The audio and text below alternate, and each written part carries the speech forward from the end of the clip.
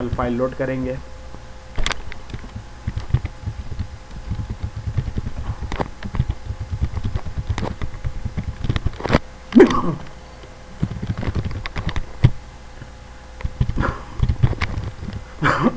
Context और server dot map path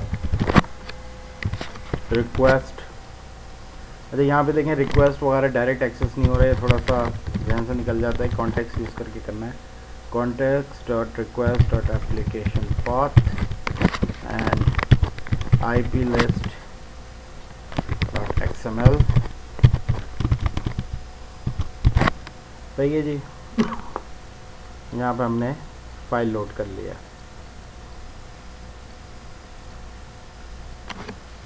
अब हमें एलिमेंट्स देखने होंगे कि ये एलिमेंट्स में आइटम के एलिमेंट्स के अंदर IP एड्रेस मौजूद है कि नहीं है। तो पहला काम हमें ये करना होगा कि हम अब लिंक की क्वेरी बनाएंगे। Check IP address as integer from my IP address in ipdoc.descendants item, यानी कि आइटम की आपने देखा हमने आइटम में स्टोर किए हैं सारे IP एड्रेसेस।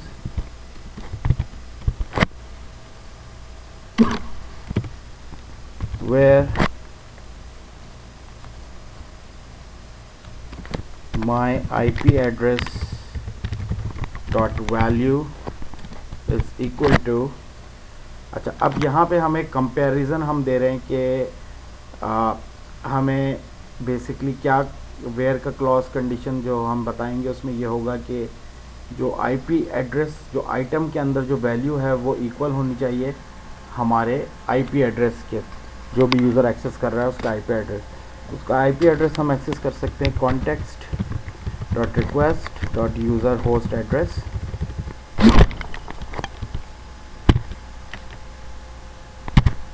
और सेलेक्ट IP एड्रेस।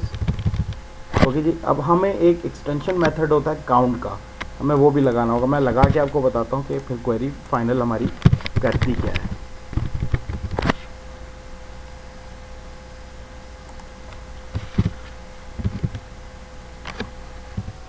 अच्छा, अब यहाँ पे आप क्वेरी देखें। क्वेरी बेसिकली कर क्या रही है कि from IP address and ipdoc.descendants item. ये फ्रॉम माई IP एड्रेस तो एक नया वेरिएबल डिक्लेयर हुआ है। उसके बाद इन ipdoc.descendants आइटम, यानी कि आइटम के जितने भी नोड्स हैं उसको ये चेक करेगा, और जहाँ पे इसको आइटम की वैल्यू यूज़र के IP एड्रेस के बराबर मिलेगी ये उसको सेलेक्ट करेगा, और आखिर में वैल्यू क्या रिटर्न करेगा, ये काउंट रिटर्न करेगा कितने एलिमेंट्स मैच हुए। अच्छा, अब अगर तो एक भी एलिमेंट मैच हो जाता है तो इसका मतलब है हमें यूज़र को ब्लॉक करना है। अगर कोई भी नहीं होता तो हमें यूज़र को जाने देना है। तो हम यहाँ पे चेक करेंगे if check IP address is greater than 0, यानी कि यूज़र का IP एड्रेस लिस्ट में मिल गया है तो हमें उसको बैन करना है, ब्लॉक करना है। देन जब यहाँ पे हम एक नया कंट्रोल बना के अपने रिस्पांस में ऐड करेंगे, यहाँ पे अच्छा मैं एक अभी भी एरर रही है, इसको सही कर दूँ, CB लिख दिया गलती से। ओके, अच्छा यहाँ पे अब हम एक नया कंट्रोल बनाएंगे और उस कंट्रोल को अपनी एप्लीकेशन में रेंडर करेंगे। यहाँ पे आप ज़रूर गौर से देखिएगा क्योंकि कंट्रोल्स डायनेमिकली क्रिएट करना कोड के अंदर HTTP मॉड्यूल्स के अंदर थोड़ा डिफरेंट होता है। अगर आप वेब फॉर्म्स के अंदर कोड बिहाइंड में कर रहे हैं तो थोड़ा डिफरेंट है, वो मैं एक दो वीडियोस में दिखा चुका हूँ करके। इसको देखिएगा, ये एक नई टेक्निक मैं दिखा रहा हूँ कि मॉड्यूल्स में हम रहते हुए किस तरह से सर्वर कंट्रोल क्रिएट कर सकते हैं और अपने पेज में सेंड कर सकते हैं। तो हम एक लिटरल कंट्रोल बना लेते हैं, my literal as new literal with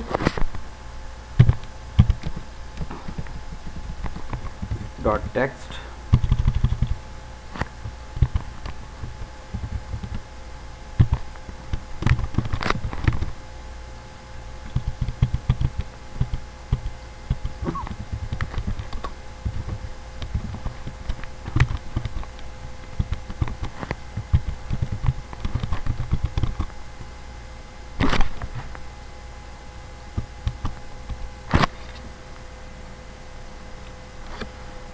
context.request.user-host-address और यहाँ पे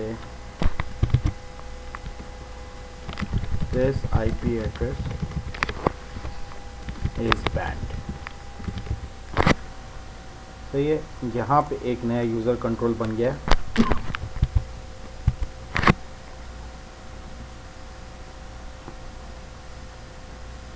अब हम एक स्ट्रिंग राइटर इंस्टेंशिएट करेंगे।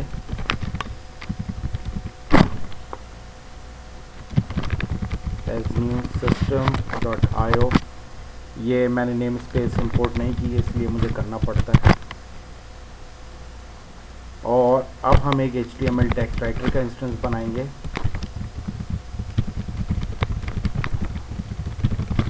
और इसमें हम पास करेंगे माई स्ट्रिंग राइटर।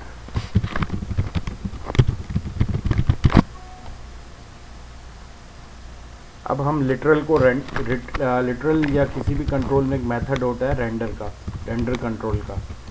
इस रेंडर कंट्रोल को हम कंट्रोल को रेंडर करेंगे HTML टेक्स्ट राइटर में।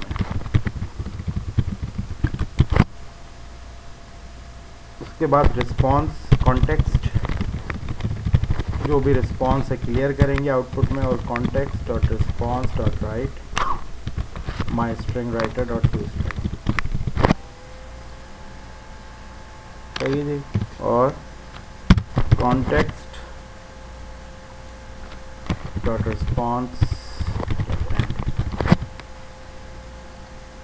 अब हम अपनी एप्लीकेशन के मेन पेज में आके कुछ लिख लेते हैं जैसे ताकि पता लगे दिस इज डिफ़ॉल्ट पेज। और आइए अब इसको हम रन करते हैं। अच्छा, अभी ये इसने हमें डायरेक्टली दिखा दिया इवन दो, क्योंकि हम लोकल होस्ट से यही आ रहे हैं, यानी कि 127.0.1 के IP एड्रेस से, और ये IP एड्रेस हमारे पास मेंशन भी है, लेकिन फिर भी इसने हमें नहीं दिया।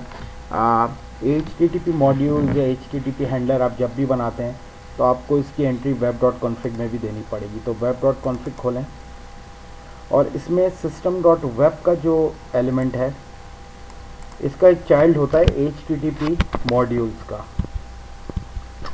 ख्याल रहे कि HTTP मॉड्यूल आप system.web के ही चाइल्ड को देख रहे हैं, क्योंकि इसमें नीचे और भी सिस्टम में HTTP मॉड्यूल्स मौजूद हैं।